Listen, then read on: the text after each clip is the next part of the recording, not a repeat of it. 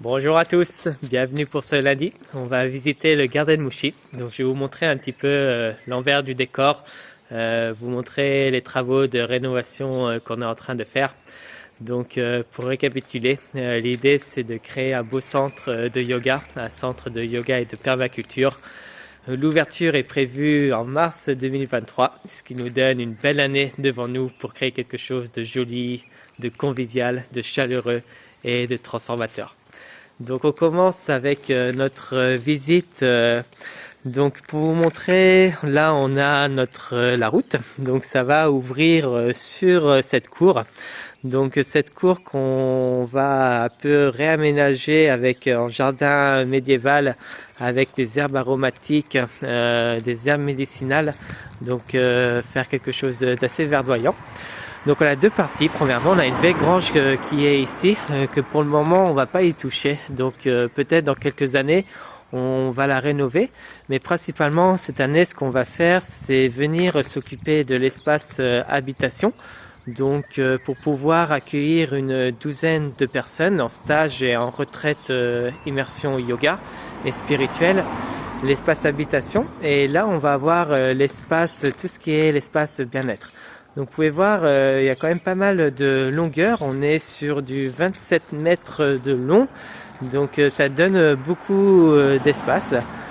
Premièrement, on va avoir ici l'épicerie de mon frère. Donc là, on va mettre les légumes bio de la ferme et d'autres produits artisanaux des artisans du coin. On va avoir la salle de massage à côté et on va avoir le sauna par ici. Sur le rez-de-chaussée, en haut, ce sera tout pour la salle de yoga qui fera à peu près 70 mètres carrés. Donc ça va permettre d'accueillir 12 à 14 personnes. Le palier qui sera ici pour monter avec l'escalier. Et là, on va faire une chambre qui sera sûrement pour les intervenants. Donc pour ceux qui viennent animer le stage, qu'ils ont un peu leur lieu à eux. Et pouvoir un peu être plus confortable par eux-mêmes. Donc ce sera tout l'espace bien-être. Je vais vous montrer l'intérieur plus tard parce que pour le moment il y a plein de meubles et tout. Et ce qu'on va faire, on va venir sur l'espace habitation. Donc la terrasse que vous avez pu voir la semaine dernière qu'on a cassé avec le marteau piqueur. Donc on est en train de relier tout ce qui est plomberie, arrivée d'eau et sortie d'eau. Ça va être une terrasse qu'on va faire en bois, donc un peu aussi en style japonais, donc avec un petit ruisseau, une petite fontaine, un Bouddha, pour tout donner l'espace zen. Donc c'est une maison qu'on a récupérée avec mon frère il y a... Oula, je vais casser la gueule. Il y a à peu près 1 an, qui appartenait à ma grand-mère et qui a vécu ici toute sa vie et qu'on a récupéré l'année dernière avec mon frère. Donc on commence dans l'espace de la cuisine, donc l'espace de vie commune. Donc on va avoir une belle table centrale pour pouvoir manger tous ensemble, partager les repas. Ici, on va venir casser le mur parce qu'on veut vraiment créer une pièce spacieuse en fait, capable, lumineuse et qui a de l'espace. Donc on a le salon avec la petite cheminée, donc ça va faire une belle pièce. On a un petit coin dehors encore avec des fleurs et l'idée ce serait d'offrir aussi un bas nordique dans le coin là-bas. Donc un espace un peu plus intime et caché et un peu plus relaxant là-bas. Donc le salon, on a une première chambre qui va être là.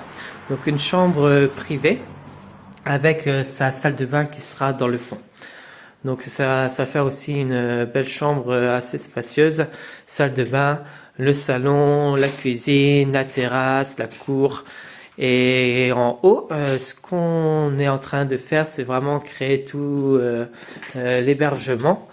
Donc avant, c'était un grenier. Il y avait 5 générations dans ce grenier-là. On a retrouvé des vieilles reliques. Et ça nous offre en fait un beau grenier sous les combles. Donc comme vous pouvez voir au niveau de l'isolation, on est en train de faire ça en cathédrale.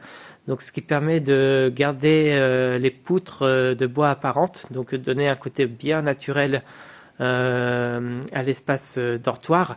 Donc ça va être un grand dortoir avec une chambre privée encore au bout, donc la cloison qui va être là pour séparer la chambre privée avec sa salle de bain privée, et là ce sera tout l'espace dortoir. Donc pour l'espace dortoir, afin que chacun soit confortable et ait une certaine intimité, si nécessaire, on va en fait utiliser les fermes. Donc entre chaque ferme, on va mettre un lit, et en fait on aura un rideau qui va permettre de tirer. Donc si on veut être tranquille par soi-même, on a juste à tirer le rideau. Si on veut être social et parler aux autres, pouvoir ouvrir le rideau. Donc tout l'espace dortoir avec une petite chambre de couple au fond et la salle de bain pour tout le monde. Donc voilà un petit peu où on en est. Cette semaine, on va recevoir la laine de bois. Donc la livraison est prévue demain matin. Donc on va pouvoir commencer en fait à isoler tous les rampants avec cela. Donc c'est une première pour nous. On va voir comment ça se passe et peut-être organiser une journée un peu d'aide s'il y a des personnes qui veulent nous aider à venir poser tout ça. Je suis pas sûr que ce soit très bon pour les bronches, mais on va essayer avec mon frère déjà de voir par nous-mêmes et voir s'il y en a qui veulent nous aider, ce sera avec grand plaisir pour organiser une journée comme ça. Donc voilà un peu le tour de l'espace habitation. La semaine prochaine, s'il fait beau, j'aurais bien envie de vous montrer le jardin de mon frère avec sa permaculture. Donc on fera ça la semaine prochaine. Je vous souhaite à tous une très bonne semaine. Ciao!